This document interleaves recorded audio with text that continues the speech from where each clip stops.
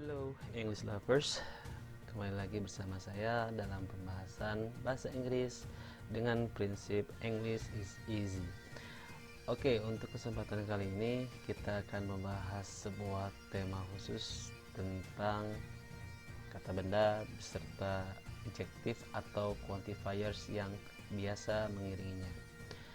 Hal ini pula dirasakan penting bagi saya untuk mengupasnya dikarenakan materi ini juga termasuk salah satu materi yang diberikan di mahasiswa semester 2 dalam mata kuliah bahasa Inggris 2 atau bahasa Inggris 2 for information technology. Baik, sebelum saya lanjut kepada pembahasan, saya bahas dulu tentang sumber yang saya akan gunakan pada kesempatan kali ini. Buku atau referensi yang saya gunakan adalah buku karangan Betty Schreiber-Azar dengan judul Understanding and Using English Grammar. Buku ini merupakan buku yang menurut saya paling pas, paling cocok untuk mahasiswa dalam memahami grammar beserta banyak sekali latihan-latihan yang bisa digunakan untuk meningkatkan pemahaman tentangnya. Baik, seperti yang diketahui di sini ada sekitar 10 subchapter tentang pembahasan count, non-count nouns and articles. Karena saking luasnya pembahasan ini, maka pada kesempatan kali ini saya akan membahas subchapter 1 sampai 8 insyaallah. Oke, kita mulai saja. Untuk subchapter yang pertama, penggunaan e dan and. Untuk slide ini kita bisa lihat bahwa ada sebuah contoh yang menggunakan she is wearing a bracelet. Kata bendanya itu tentu bracelet dengan artikel a, bracelet. She lives in a cabin. He lives in an apartment. She lives in a large cabin. He lives in an old apartment. Bisa disimpulkan bahwa artikel a atau an itu sama-sama menunjukkan maknanya satu, tapi bedanya kalau a itu hanya untuk konsonan, jadi setelah artikel itu ada kata benda yang mengikutinya dan kata benda tersebut itu diawali sama konsonan. Sementara artikel an itu digunakan untuk menunjukkan satu di depan kata benda, tapi kata bendanya itu berawalan vowels atau vokal dalam bahasa Indonesia. A cabin. Cabin di sini C itu masuk konsonan maka menggunakan e.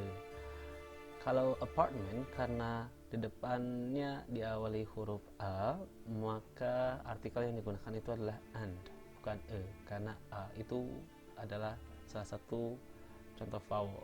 Demikian pula dengan large sama an old apartment, polanya sama. Next, I had an uncle named Spiros. They have an ugly car. The inch is a unit of measure. He saw a unique building.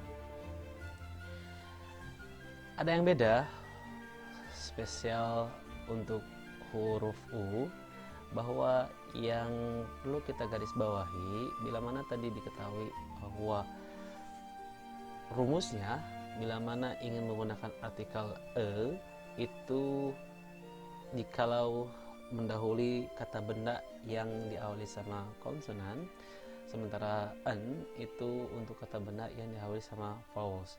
Nah, di contoh yang ini kita bisa lihat bahwa U, terutama huruf U itu kadang dia dibaca sebagai konsonan, kadang juga dia dibaca sebagai vowel.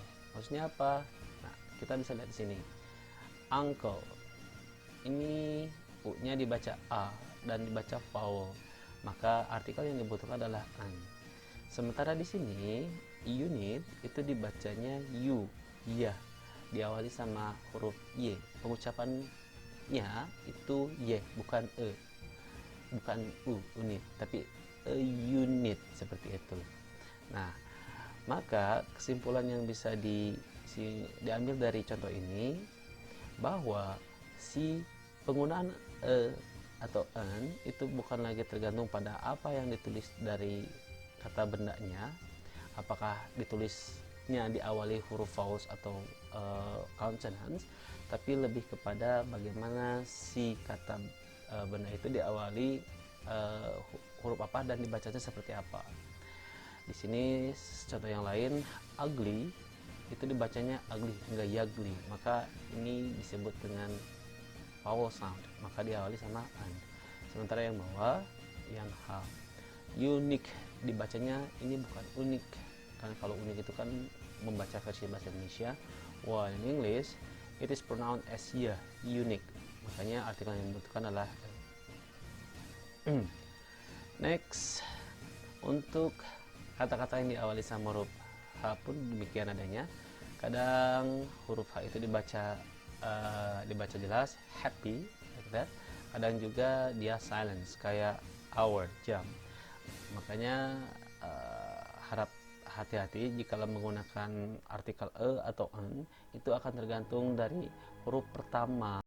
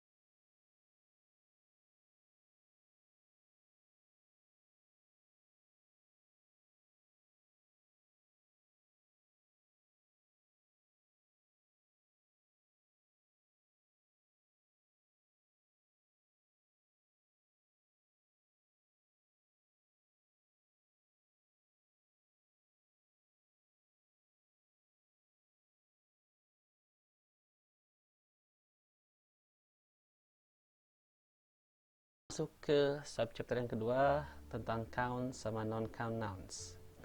Should we buy some furniture? Yes, let's buy a table and 4 chairs. Itu contohnya.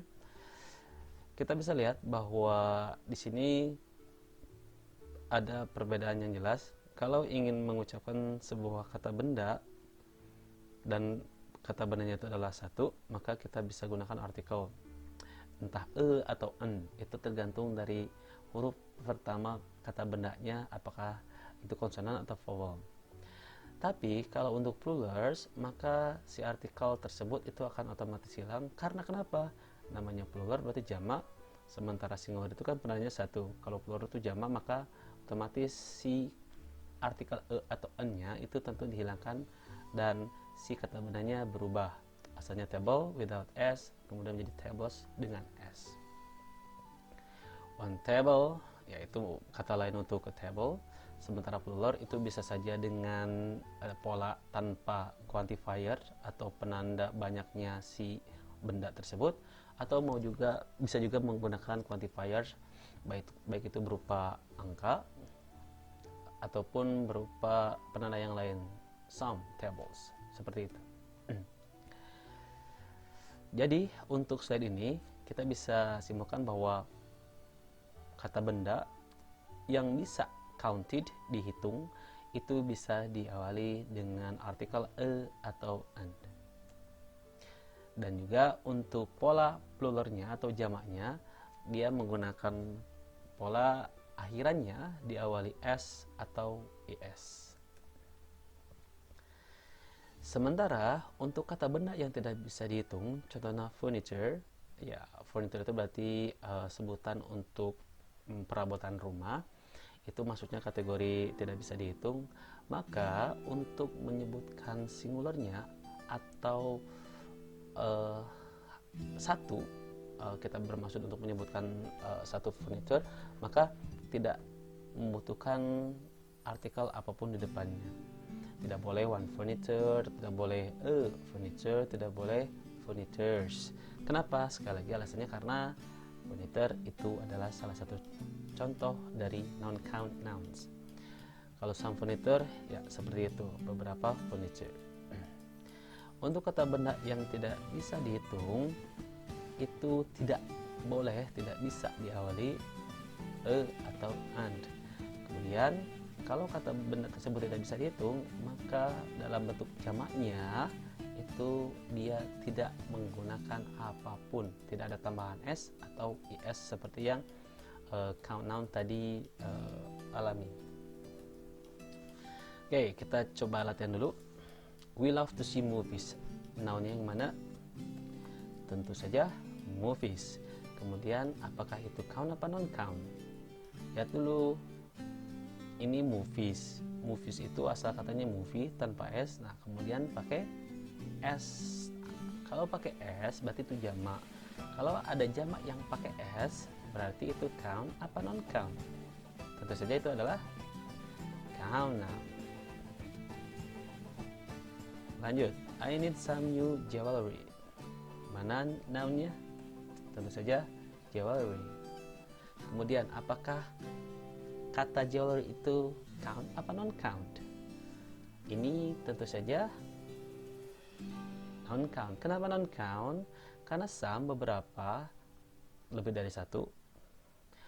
Lalu jewelry, kata benda tersebut kenapa tidak berakhiran s atau is meskipun beberapa atau banyak, lebih dari satu? Jawabannya karena jewelry itu masuk ke non count noun. Noun yang mana? Utensil. Apakah count atau non count? Tentu saja count, karena kita bisa hitung 1, 2, dan 3. Oke, masuk ke subchapter 3. The river is so beautiful. All the scenery is beautiful. Kita bisa lihat untuk part yang lebih spesifik dari sebuah benda itu masuknya kata benda yang bisa dihitung. Jadi dalam bahasa Inggris itu mengenal kata individual part sama the whole. Mail itu persurat menyurat atau ya persuratan lah ini bahasa. While itu bisa dipecah lagi, dibagi lagi jenisnya menjadi letters, ada postcard, ada bills, ada advertisement, dan seterusnya. Ke semua ini, istilah ini itu masuk dalam mail. Makanya kesimpulannya untuk slide ini bahwa individual parts itu masuk ke noun count, sementara whole itu kumpulan dari beberapa bagian ini disebut dengan the whole, dan whole itu adalah salah satu jenis non count nouns. Contoh yang lain, as we can see that fruit itu adalah kumpulan, atau dalam bahasa Indonesia itu buah-buahan. Buah-buahan itu tidak bisa dihitung. Yang bisa dihitung itu adalah grapes, bananas, tapi ya ini lebih kecil atau spesifik dari masing-masing dari kata fruit itu sendiri. Begitupun sama tentang jewelry, necklaces, rings, bracelets, pins, itu bisa dihitung. Kalau semuanya digabung membentuk sebuah kata jewelry, maka jewelry itu tidak bisa dihitung. Ini pun akan saya skip agak juga. Okay, English lovers, maybe that's all for my explanation about the article usage. Terima kasih sudah menonton. Semoga sedikit banyak bisa membantu memahami tentang materi ini. Mohon maaf bila ada kata atau pronunciation yang salah. Bila mana ada koreksi, saran ataupun pertanyaan, nanti boleh simpan di komentar. Okay, see you in next occasion, guys. Bye.